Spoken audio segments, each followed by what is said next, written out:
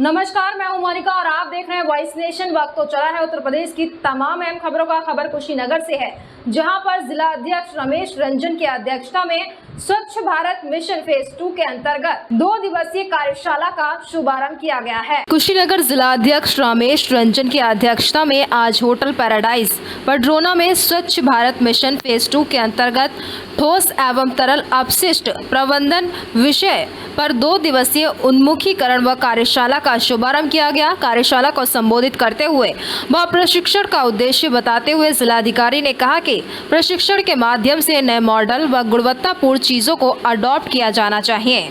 उन्होंने कहा कि इससे पहले भी फेज 1 के कार्य का प्रशिक्षण हुआ है, किंतु वे ज्यादा प्रभावी नहीं थे। उन्होंने कहा कि कुछ ऐसा कार्य करें जो लाभकारी, प्रभावी, उपयोगी व गुणवत्तापूर्ण हो। कचरा एकत्रीकरण के संदर्भ में जिलाधिकारी ने कहा कि ई रिक्शा के माध्यम से डोर टू डोर कचरा एकत्रीकरण व पृथक्कीकरण हो और सरकार के द्वारा खर्च किए जा रहे धन का उपयोगी इस्तेमाल होना चाहिए। उन्होंने कहा कि RRC सेंटर से प्राप्त खाद की बिक्री हेतु स्वयं सहायता समूह को इससे जोड़ा जाए और विभिन्न नर्सरियों को खाद उपलब्ध कराया जाए। इससे ये आय सृजन का एक माध्यम बनेगा। बढ़ते हैं अगली खबर की ओर। खबर दिल्ली से है, जहां पर भारतीय किसान यूनियन के नेता राकेश टिकैत ने दिल्ली के जंतर मंतर पर आने का आह्वान किया था, जिसको लेकर सुबह से ही यूपी बॉर्डर पर पुलिस के जवानों की मुस्तैदी नजर आई। आज भारतीय किसान यूनियन के नेता राकेश टिकैत ने दिल्ली जंतर मंतर जाने का आह्वान किया था, जिसको लेकर सुबह से ही यूपी पुलिस के जवान यूपी बॉर्डर पर मुस्तैदी से नजर आ रहे हैं। वहीं एक तरफ दिल्ली पुलिस ने भी अपनी कमर कस ली थी, जिसको लेकर दिल्ली पुलिस ने तमाम जगहों पर बैरिकेडिंग कर गाड़ियों की तलाशी और पूछताछ जारी कर दी। अब देखना यह होगा कि राकेश टिकैत दिल्ली जंतर मंतर पहुंच पाते हैं या नहीं। बढ़ते हैं अगली खबर की ओर। खबर मेरठ से है, जहां पर कंबल देने से मना करने पर व्यापारी का युवकों से विवाद हो गया, जिसके बाद युवकों ने व्यापारी की पिटाई कर दी और फायरिंग करते हुए युवक फरार हो गए। लिसाड़ी गेट थाना क्षेत्र के 60 फुटा स्थित समर गार्डन निवासी अनीस मालिक के घर से थोड़ी दूर पर कंबल की दुकान है। गर्मियों के सीजन में अनीस दुकान के बाहर सोडा का काउंटर लगा देता है। अनीस का बेटा फरदीन दुकान पर बैठा हुआ था, तभी 3 बाइक पर सवार होकर 8 युवक फरदीन के पास पहुंचे। उन्होंने फरदीन से कंबल दिखाने की बात कही। सीजन खत्म होने की वजह से फरदीन ने कंबल दिखाने से मना कर दिया। इतना सुनते ही युवक आग बबूला हो गए। उन्होंने फरदीन की पिटाई करनी शुरू कर दी। आस पड़ोस में रहने वाले लोगों ने फरदीन को बचाने की कोशिश की तो उनसे भी अभद्रता की गई। झगड़े का पता चलते ही अनीस अपने परिवार के अन्य लोगों को लेकर दुकान पर पहुंच गया, जिन्हें देखकर आरोपियों ने फायरिंग कर दी और फरार हो गए। अनीस ने फायरिंग करते हुए सीसीटीवी पुलिस को सौंपी है।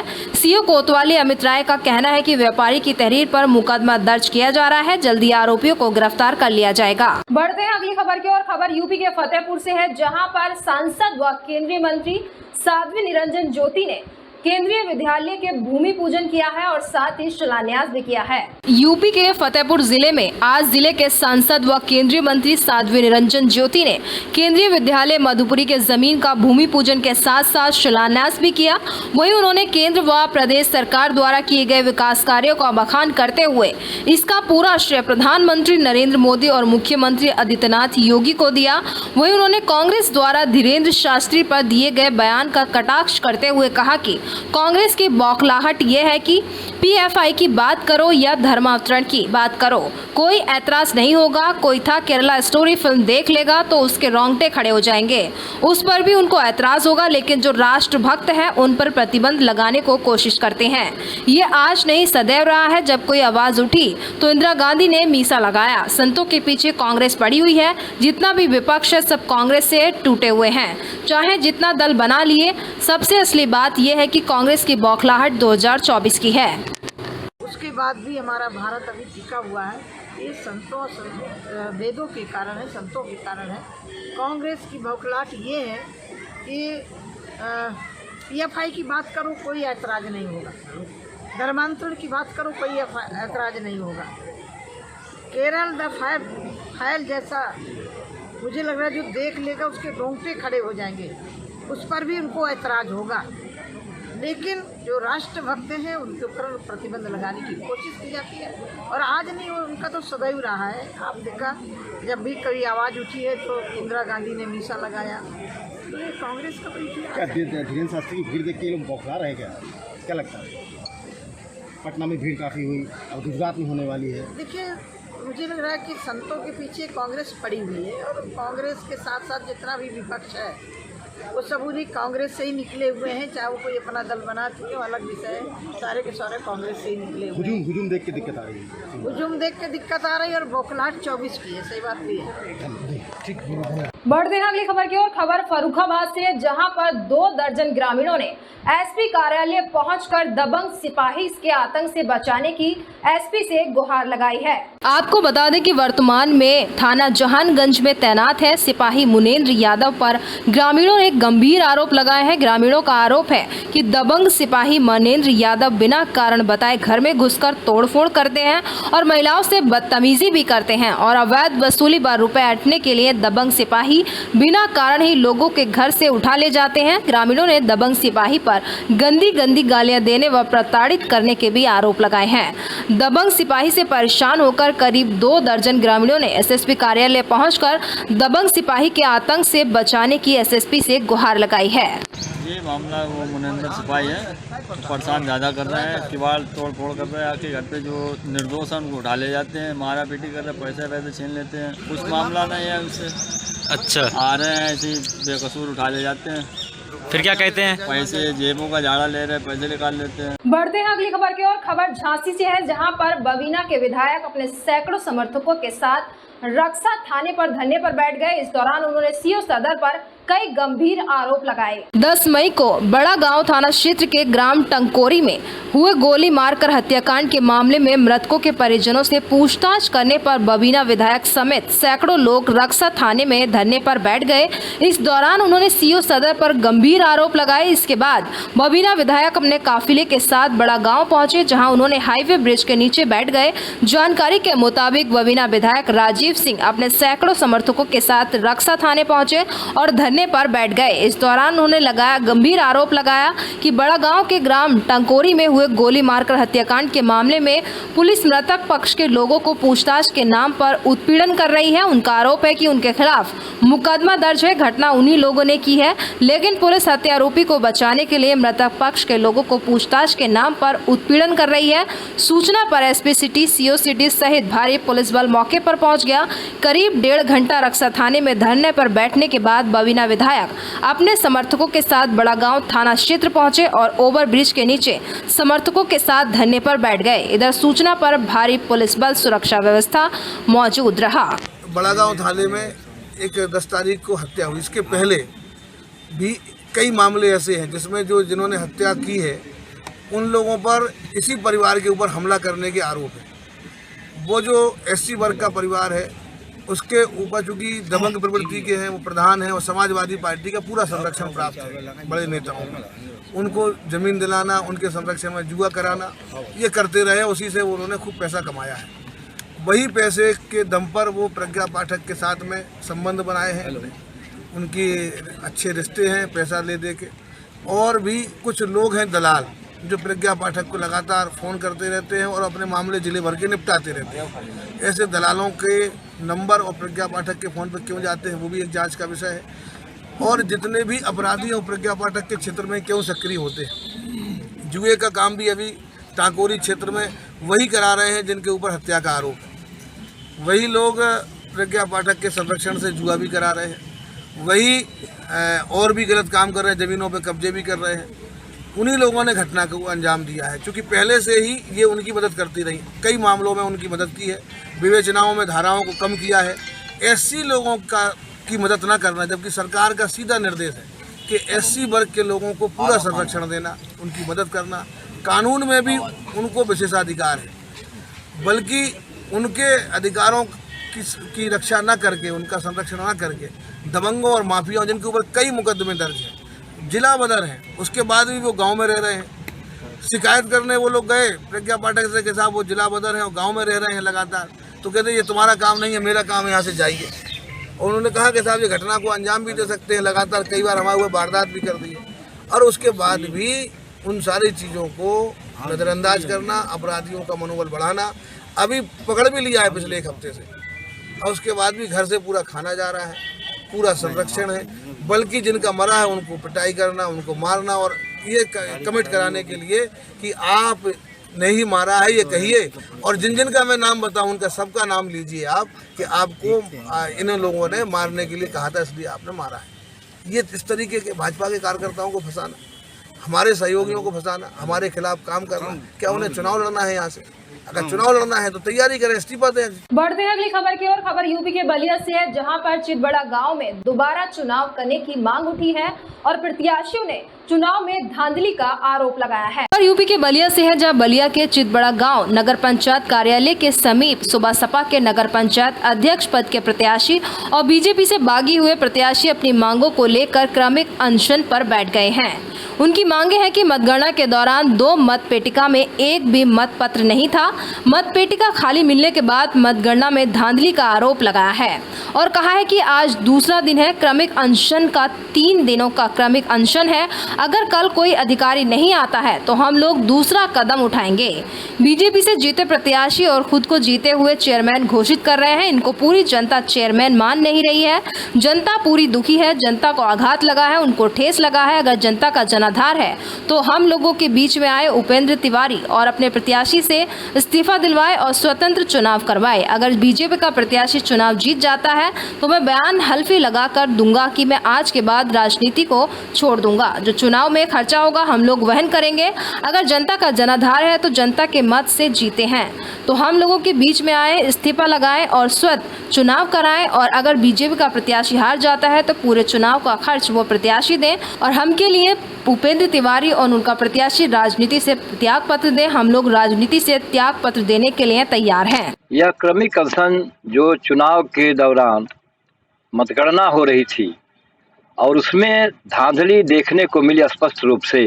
खाली मतपेटियों का आना, मतपेटियों का सील टूटा हुआ, कबाड़ से निकाली गई मतपेटी में मतों का पाया जाना, ये इतनी बड़ी धांधली है जिसको कोई भी अधिकारी या कोई भी सक्षम जो उसमें मतगणना में लोग लगे हुए थे वो नहीं कह सकते हैं कि इसे वाजिब कहा जा सकता है।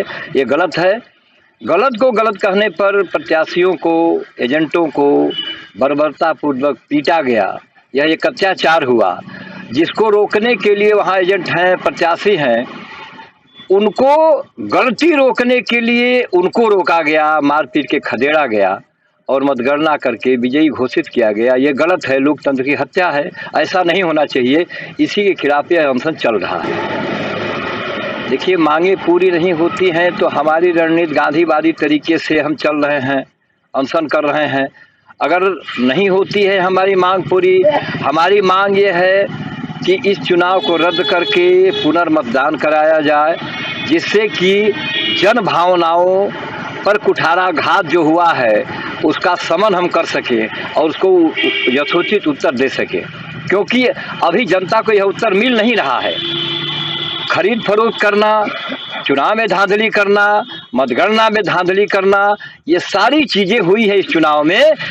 और अगर ठीक से देखा जाए तो जनता इसका जवाब, अगर पुनः चुनाव होता है तो सारी चीज़ों का जवाब दे देगी कि इसमें वोटों की खरीदारी हुई है, मतगणना में हेर फेर हुआ है, मतपेटियों में हेर फेर हुआ है और मतदान में भी गलती की गई है। यह स्पष्ट हो जाएगा। लोकतंत्र में कतई यह ग्राह्य नहीं है। बढ़ते हैं अगली खबर की ओर। खबर गाजियाबाद से है, जहां पर गाजियाबाद कमिश्नरेट पुलिस ने लूट की घटनाओं को अंजाम देने वाले गैंग को गिरफ्तार करने में सफलता हासिल की है। दिल्ली एनसीआर समेत गाजियाबाद में पिछले 2 महीने से एक ऐसा शातिर गैंग लूट की घटनाओं को अंजाम दे रहा था जिससे कि क्षेत्र की पुलिस की नाक में दम कर रखा था। आपको बता दें कि इन 3 शातिर लुटेरों को थाना कौशाम्बी पुलिस की कई टीमें इनकी तलाश में लगी थी। आखिरकार सीसीटीवी के जरिए स्कूटी के नंबर प्लेट पर लिखे नंबरों के जरिए पुलिस लुटेरों तक पहुंची और तीनों को उस जगह से गिरफ्तार किया जहां पर ये लुटेरे ई रिक्शा को खपाने का काम किया करते थे। तस्वीरों में देख रहे होंगे कि बोरियों में बंद ये बैटरी ई रिक्शा के पार्ट है जो मौके से पुलिस को मिले गए हैं और ई रिक्शा खपाने के प्रयोग में इस्तेमाल औजारों को भी बरामद किया गया है। रिक्शा लुटेरों की गिरफ्तारी हुई है, क्या कुछ पूरा मामला है? देखिए, आज दिनांक 20 मई को थाना कौशाम्बी में अपराध और अपराधियों के विरुद्ध चलाए गए अभियान के तहत चेकिंग की जा रही थी। इसी चेकिंग के दौरान वैशाली में पुलिया के निकट 3 व्यक्ति आते हुए दिखाई दिए जो कि संदिग्ध थे। उनको हल्का चेस करके जब रुकने का इशारा किया गया तो वो भागने लगे, उनको चेस करके पकड़ा गया। पकड़ने के बाद जो पूछताछ हुई तो उन्होंने पूछताछ में यह खुलासा किया कि ये लोग बेसिकली बैटरी ऑपरेटेड रिक्शा चुराते थे और इन लोगों ने काफी बैटरी ऑपरेटेड रिक्शा चुराया हुआ है, जिसमें इनके पास से हमें लगभग 8 चुराए हुए, निशानदेही पर इनके 8 चुराए हुए बैटरी ऑपरेटेड रिक्शा बरामद किया गया है। इसके साथ साथ इनके पास से एक स्कूटी बरामद की गई है जो कि चोरी की है। साथ में एक स्कूटी और बरामद हुई है इनके पास से, जिसका यह उपयोग जो है अपराध में करते थे। इनकी मॉडस ऑपरेंडी थी कि ये लोग 2 लोग इस स्कूटी पे रेकी करते थे और किसी भी बैटरी ऑपरेटेड रिक्शे वाले को हायर करते थे और साथ में उसको नशीला पदार्थ खिलाकर जब वो बेहोश हो जाता था तो ये लोग उसका बैटरी रिक्शा ले जाकर उसका चेचिस नंबर और उसका नेम प्लेट बदलकर उसको सस्ते दामों में बेच देते थे और जो बैटरी ऑपरेटेड रिक्शा पुराना होता था उसको काट कर ये कबाड़ी को बेचते थे। हम लोगों ने कुल इसमें 3 लोगों को गिरफ्तार किया है, जिनमें एक मोहम्मद अमीन जो कि जफराबाद दिल्ली का निवासी है और मूल रूप से लोनी का निवासी है, दूसरा मोहम्मद हलीम जो कि मूल रूप से अररिया बिहार का निवासी है और यह भी अभी हाल पता इसका जफराबाद दिल्ली में है। तीसरा प्रमोद गुप्ता, यह सीलमपुर दिल्ली का निवासी है और साथ में यह कटे हुए जो रिक्शे रहते थे उनके पार्ट्स को खरीदता भी था और इनके पास से रिक्शा काटने का औजार और अन्य सामान भी प्राप्त हुए हैं। अब तक इन्होंने कहाँ ये इस तरह की वारदातें की? देखिए अभी लगभग हम लोगों के दिल्ली के और यहाँ गाजियाबाद के मुकदमे इनसे कनेक्ट हुए हैं और इनसे पूछताछ करके अन्य मुकदमों को कनेक्ट किया जा रहा है। सर, गिरोह का मास्टरमाइंड कौन है? इसमें गिरोह का मास्टरमाइंड मोहम्मद अमीन को बताया जा रहा है और जो इन लोगों की आपस में परिचय कराया था जावेद नाम का युवक, उसकी मृत्यु पहले ही होना बताया जा रहा है। सर, इनका आपराधिक इतिहास क्या रहा है? आपराधिक इतिहास जैसा मैंने बताया कि ये पहले भी जेल जा चुके हैं और इसके साथ साथ अभी हमारे गाजियाबाद के और दिल्ली के मुकदमे इनसे कनेक्ट हुए हैं। अन्य मुकदमों की भी जांच की जा रही है। बढ़ते हैं अगली खबर की ओर। खबर प्रयागराज से है, जहां पर बेनामी के बाद भी बुजुर्ग को जमीन पर कब्जा नहीं मिल रहा है। कब्जा मांगने पर डीलरों द्वारा बुजुर्ग को जान से मारने की धमकी दी जा रही है। मामला प्रयागराज सदर तहसील का है, जहां पर अरुण कुमार मिश्रा को घर बनाने के लिए जमीन लेनी थी, जिसे संजय कुमार मिश्रा द्वारा हितेश्वर नाथ के साथ सदर तहसील के भगवतपुर में अंकिता सिंह पत्नी आलोक सिंह के नाम से जमीन को दिखाया। उसके बाद कुलदीप ने 2021 में अंकिता सिंह पत्नी आलोक सिंह से जमीन का बैनामा कराया और जमीन कुशलदीप के नाम दाखिल खारिज भी हो गई। बाद में जब कुशलदीप मिश्रा ने उस जमीन पर मकान बनवाना चाहा तो वह जमीन दूसरे के कब्जे में थी, तो उसने कब्जे के लिए आलोक और गोपी से कब्जा दिलाने की बात कही। तो उन्होंने आजकल करके वर्षों बिता दिए लेकिन कब्जा नहीं दिलाया। फिर बाद में एक दिन संजय और गोपी कुशलदीप के घर आए और कहा कि रजिस्ट्री वापस कर दो और अपना रुपए ले लो। कुशलदीप मान गया। वहीं आलोक और गोपी ने कुशलदीप मिश्रा के नाम चेक काट कर दे दिया। कुशलदीप ने चेक को बैंक में लगाया तो खाते में पैसा न होने के कारण चेक बाउंस हो गया, जिसकी सूचना उसने आलोक और गोपी को दी। तो उन्होंने कहा कि जल्दी खाते में पैसे डाल दूंगा, लेकिन नहीं डाला। काफी दिन बीत जाने के बाद जब पैसा नहीं मिला तो आलोक और गोपी के खिलाफ चेक बाउंस होने की एफआईआर दर्ज कराने की बात कही। तो आलोक ने उसे अपने कार्यालय अमित दीप मोटर के सामने बुलाया और मोबाइल देकर कहा कि लो बात कर लो। फोन से धमकी देते हुए कहा कि क्यों परेशान हो रहे हो, जमीन भूल जाओ, जमीन चाहिए तो कसारी मसारी या दारागंज में मिलेगी, कहाँ चाहते हो। कुशलदीप समझ गया कि शायद वे अतीक के गुर्गे हैं जो आलोक और गोपी के कहने पर धमकी दे रहे हैं, शायद उनका लिंक अतीक के गुर्गों से है। तो वह चुपचाप घर चला गया और जब अतीक और सरफराज की हत्या हो चुकी तो कुशलदीप को आस जागी कि शायद अब उसे अपनी ज़मीन मिल जाएगी। इसलिए उसने पुलिस उपायुक्त प्रयागराज और पुलिस अपर महानिदेशक प्रयागराज को डाक द्वारा पत्र भेजकर न्याय की गुहार लगाई है। मामला ये है सर कि मैं अरुण मिश्रा, पिता कुशलदीप मिश्रा, असुल निवासी अशोक नगर पत्रकार कॉलोनी। हमारे यहाँ एक संजय मिश्रा जी आते थे। उन्होंने कहा कि आप एक ज़मीन मिल रही है, उसको आप ले लीजिए। तो हमारा बेटा है कुशलदीप मिश्रा, वो नौकरी करता है चंदौली में। ये इसको ले गए भगवतपुर में, ज़मीन दिलाया और उसके बाद जब ज़मीन उन्होंने दिया, रजिस्ट्री हो गई, दाखिल खारिज भी हो गया। मैं कब्जा मांगने गया तो कौन सी जल्दी पड़ी हुई है कि आपको कब्जा चाहिए, हम दे देंगे आपको, परेशान मत होइए। फिर एक दिन संजय मिश्रा और गोपी हमारे घर पे आए, कहें कि यार वो पैसा ले लो और ज़मीन को छोड़ दो। तो हमने कहा ठीक है साहब, पैसा दे दीजिए। 5 लाख का उन्होंने चेक दिया, 5 लाख का चेक दिया। हमने 2 बार उसको लगाया, वो बाउंस हो गया। फिर मैं अंकिता सिंह उनके पति हैं आलोक सिंह जी, वो अपने को एडवोकेट बताते हैं। मैं उनके कार्यालय गया तो उन्होंने कहा कि ठीक है यार, 1 हफ्ते 10 दिन में पैसा मैं दे दूंगा, उसको कहीं आप लगाइए नहीं, FIR मत कराइए। दो बार उन्होंने दौड़ाया। जब तीसरी बार मैं गया तो उन्होंने एक फ़ोन पकड़ाया, क्या भाई से बात कर लो। तो कोई भाई बोले कहें कि यार तुमको कहाँ जगह चाहिए, कसारी मसारी में जगह चाहिए या कि दारागंज में चाहिए। तो मेरे समझ में आया कि ये अतीक भाई के आदमी हैं। मैं डर गया। उसके बाद मैं शांत हो गया वहाँ पे।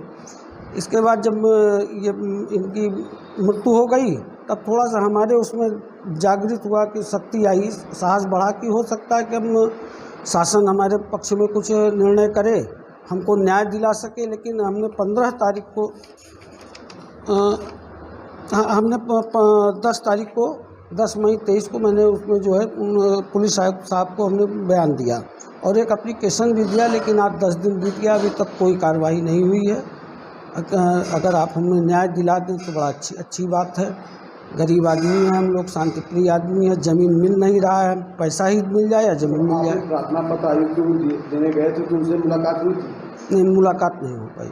हमने फिर रजिस्ट्री किया, अभी तक कोई कार्रवाई आज तक नहीं हुई। आपका परिचय? मैं अरुण मिश्रा, कुशलदीप मिश्रा का पिता हूँ, एक सहायक अध्यापक हूँ और परेशान हूँ। ना तो मुझे ज़मीन मिल पा रही है, ना तो मेरा पैसा मिल पा रहा है। बढ़ते हैं अगली खबर की ओर। खबर यूपी के बलिया से है, जहां पर यूपी सरकार के मंत्री अनिल राजभर ने कहा है कि 2000 के नोटों का चुनाव से कोई लेना देना नहीं है। बलिया में यूपी सरकार के मंत्री अनिल राजभर ने 2000 के नोट चलन से वापस लेने को लेकर RBI के फैसला बताया कि चुनाव से 2000 नोट को क्या लेना देना है। किसी लोकसभा चुनाव है, किसी चुनाव से 2000 के नोट को क्यों जोड़ा जा रहा है, RBI के इस कदम को क्यों जोड़ा जा रहा है। मेरा मानना है कि जरूर निश्चित तौर पर कुछ भ्रष्टाचारी हैं जो उनके पेट में दर्द शुरू हो गया है। जिन लोगों ने अनावश्यक रूप से धन संग्रह करके चुनाव में दुरुपयोग करने की मंशा रही होगी, ऐसे लोगों की रणनीति कहीं हो सकती है कि फेल हो रही होगी, तो उसमें हम लोगों को कोई लेना देना नहीं है। वहीं स्वामी प्रसाद मौर्य के बयान के राम राज्य का एक धोखा है और यूपी सरकार के मंत्री ने कहा कि देखिए, स्वामी प्रसाद मौर्य जी से हम कहना चाहते हैं कि हम समाजवादी पार्टी को समझे। समाजवादी पार्टी के जो राष्ट्रीय अध्यक्ष हैं, उनके कंधे पर जो बंदूक रखकर गोली चलाने का काम कर रहे हैं, ये पूरी तरह से प्रायोजित बयान है। समाजवादी पार्टी स्वामी प्रसाद मौर्य को आगे करके कर रही है, समाज को जाति और धर्म के आधार पर बांटने के कदम पर आगे बढ़ा रही है और ये कहीं से वाजिब नहीं है। समाजवादी पार्टी मुद्दों की बात करे, विषयों की बात करें तो हम लोग कभी पीछे हटने का काम नहीं करते हैं और मामूली बयान नहीं आए। किस तरह से समाज को गुमराह करने के लिए निरंतर बयान किस तरह से आते रहे। निकाय चुनाव में जनता जवाब दे दी है, तब भी इनके जवान पर लगाम नहीं है। जनता ही ऐसे लोगों का इलाज करेगी और लोकसभा में ऐसे लोग। फिलहाल इस वक्त की खबरों में इतना ही। तमाम देश दुनिया की खबरों से रूबरू होने के लिए देखते रहिए वॉइस नेशन। अभी दीजिए इजाजत, नमस्कार।